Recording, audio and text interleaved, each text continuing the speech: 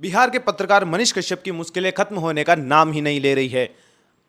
Madurai police की तरफ से कोर्ट में डाली गई याचिका में उन्हें 4 दिन और रिमांड में रखने का आदेश कोर्ट की तरफ से मिल चुका है। बता दें आपको, मनीष कश्यप पहले बिहार की पुलिस कस्टडी में थे। 3 दिन के लिए उन्हें रिमांड पर रखा गया था। अब उनका रिमांड मदुरई पुलिस के हाथों में चला गया है। दरअसल ये मामला तब शुरू होता है जब मनीष कश्यप ने अपने सोशल मीडिया अकाउंट के ऊपर तमिलनाडु में चल रहे बिहार मजदूरों के शोषण का फेक वीडियो अपने सोशल मीडिया हैंडल पर डाला। तब उनके खिलाफ एफआईआर दर्ज कराई गई थी, जिसके तहत उन्हें अरेस्ट कर लिया गया था।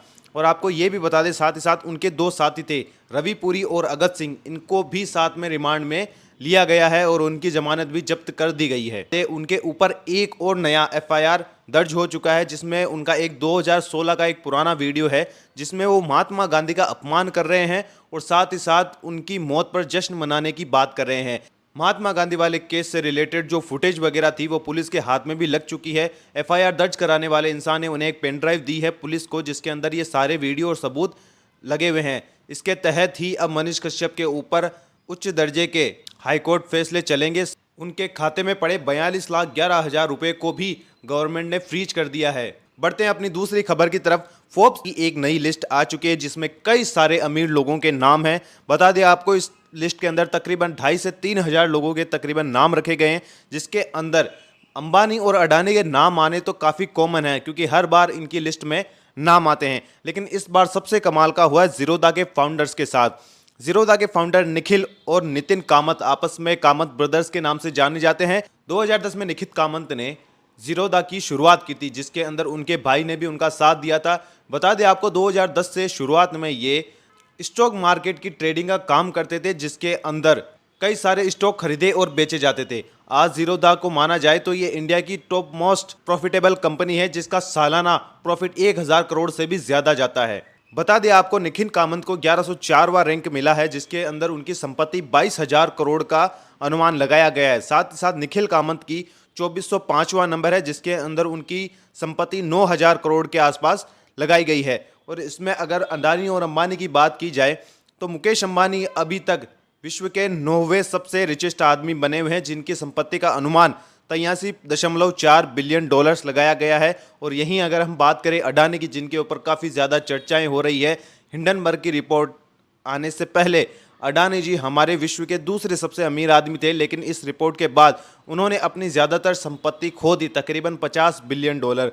माना जा रहा है कि अब अडानी जी 24वें नंबर पर आ चुके हैं और उनकी टोटल संपत्ति 47 बिलियन डॉलर ही रह गई है।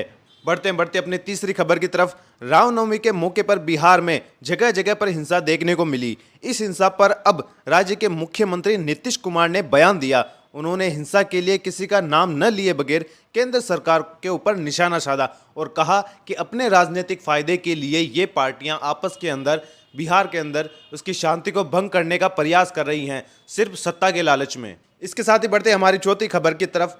टीबी से रिलेटेड एक न्यूज़ सामने आई है। बता दें आपको, जॉनसन एंड जॉनसन जो कि इंडिया के अंदर एक टीबी से रिलेटेड काफ़ी इंपॉर्टेंट ड्रग बेचती है, जिसे बोलते हैं बेडेक्विलिन।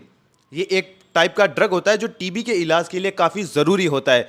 मामला ये सामने आ रहा है कि इस दवाई का patent Johnson and Johnson company के पास है, तो उन्होंने मंगलवार के दिन इंडिया के पेटेंट ऑफिस में इससे दोबारा पेटेंट कराने की याचिका दाखिल की, जिसके अंदर अभी तक इनके पास 2023 तक के ही पेटेंट है, जिसके अंदर ये ऑफिशियली इंडिया में बना सकते हैं और बेच सकते हैं। इसके बाद जब ये पेटेंट खत्म हो जाएगा तो कोई भी कंपनी इस दवाई को बना सकती है। इसी से रिलेटेड जब उन्होंने पेटेंट कराने गए तो सरकार ने उनके इस पेटेंट को पूरी तरह से रिजेक्ट कर दिया है।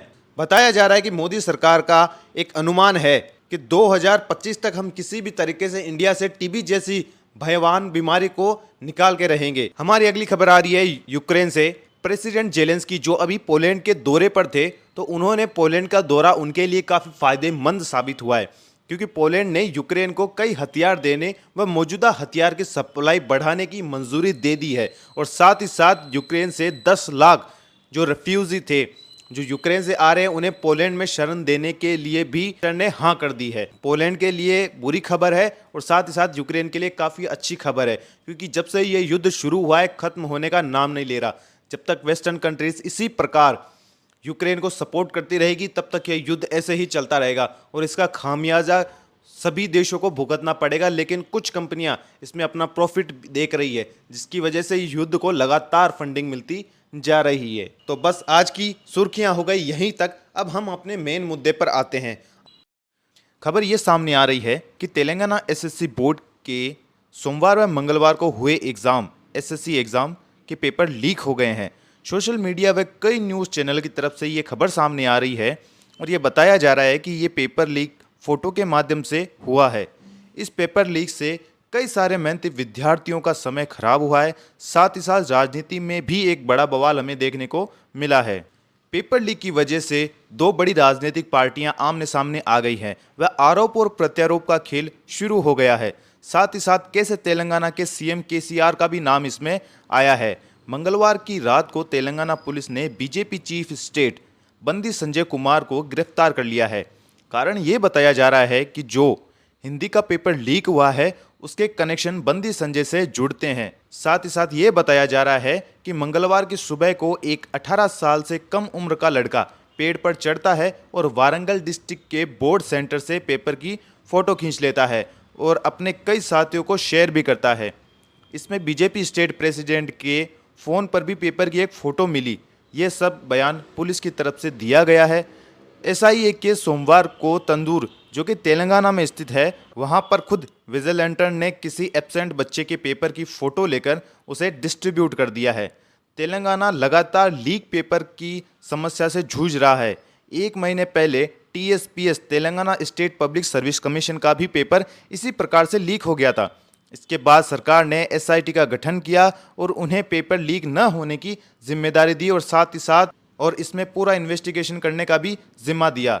27 फरवरी को होने वाले असिस्टेंट एग्जीक्यूटिव इंजीनियर का एग्ज़ाम कंडक्ट करवाया गया, जिसमें खबर ये निकल कर आई कि पेपर तो एक हफ्ते पहले से ही लीक हो गया था।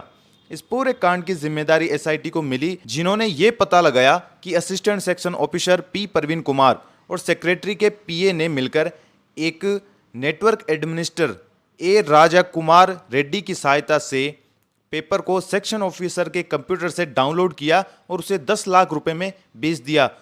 और इसमें आपको खरीदार का भी नाम बताते हैं, जिनका नाम है डी रेणुका। इस पूरे केस में 10 लोगों को गिरफ्तार किया गया व जिन छात्रों को ये पेपर मिला उन्हें भी गिरफ्तार कर लिया गया। इस पूरे एसआईटी की कार्यवाही का क्या इम्पैक्ट हुआ है ये भी जान लीजिए आप। कई छात्र संगठनों के दबाव डालने से इस साल व पिछले साल के पेपर को भी कैंसिल कर दिया गया है। इसमें नुकसान सरकार से ज़्यादा उन छात्रों को हुआ है जिन्होंने अपनी सालों की मेहनत किसी एक व्यक्ति की वजह से मिट्टी में मिलती हुई देखी है। इसी मौके का फायदा उठाते हुए कांग्रेस व बीजेपी के नेताओं ने केसीआर के चंद्र कुमार राव, जो कि तेलंगाना के मुख्यमंत्री हैं, उन पर निशाना लगाते हुए कहा कि उन्हीं के किसी रिश्तेदार ने इस पेपर को लीक करवाया है। टीपीसीसी तेलंगाना प्रदेश कांग्रेस कमेटी के एक नेता ने केटी रामा, जो कि आईटी मिनिस्टर है, उन्हीं के एक ऑफिसर पर पेपर लीक करवाने का इल्जाम लगाया है।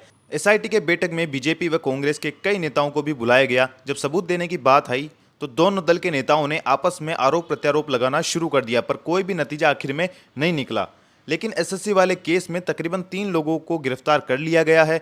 बयान ये आया है कि ये सब बीआरएस गवर्नमेंट को बदनाम करने के लिए करवाया गया है। साथ ही बीजेपी का भी इसमें पलटवार देखने को मिला है, जिसमें बीजेपी समर्थक ने पुलिस के बीच में टकराव भी देखने को मिला है। इस विषय पर अभी तक बस इतनी ही जानकारी है। अगर पूरे प्रदेश की नहीं, अगर पूरे देश की बात की जाए तो पिछले 7 सालों में पेपर लीक की समस्या काफी बड़ा इशू बन के उभरा है। कोई भी सरकार इस इशू को हल करने में अपना इतना योगदान नहीं निभा पा रही है।